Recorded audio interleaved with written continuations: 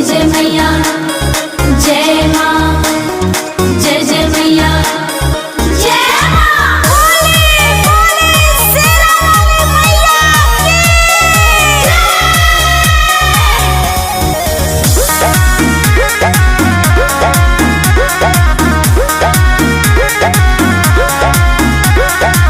मंदिर में आइल बिया करे हाय हेलो, सखी सहेली से कहे फोटो ले लो। जय जय मैया जय माँ। मंदिर में आइल बिया करे हाय हेलो, सखी सहेली से कहे फोटो ले लो। हाय के पर मिटा कुंवर वाली हिया,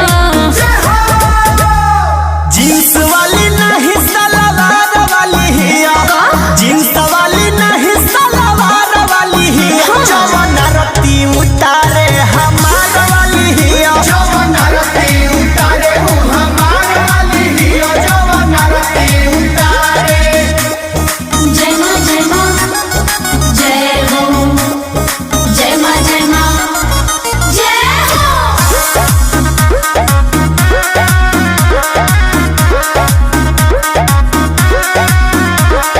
मेला में जाले कबो जाले मंदिर हो, इंस्टा पर खाली बनावतिया रील हो। हमारी वाली दिलवाली है, हाँ है हमारी हिया हो, बड़ी प्यारी हिया हो, हिया गाँव में के लड़की संस्कारी हिया हो।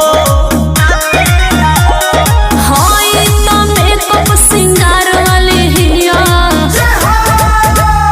जींस वाली नहीं सलवार वाली हिया, जींस वाली नहीं सलवार वाली हिया। जवन रत्ती उतारे हमार वाली हिया, जवन रत्ती उतारे हूँ हमार वाली हिया, जवन रत्ती उतारे।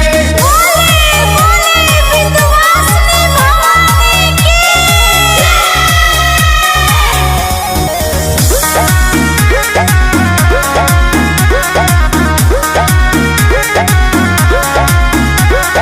पंडित जी चुप बाड़े बोलस ना डरे, आशिक अमित गोलू खिस बड़ी बरे।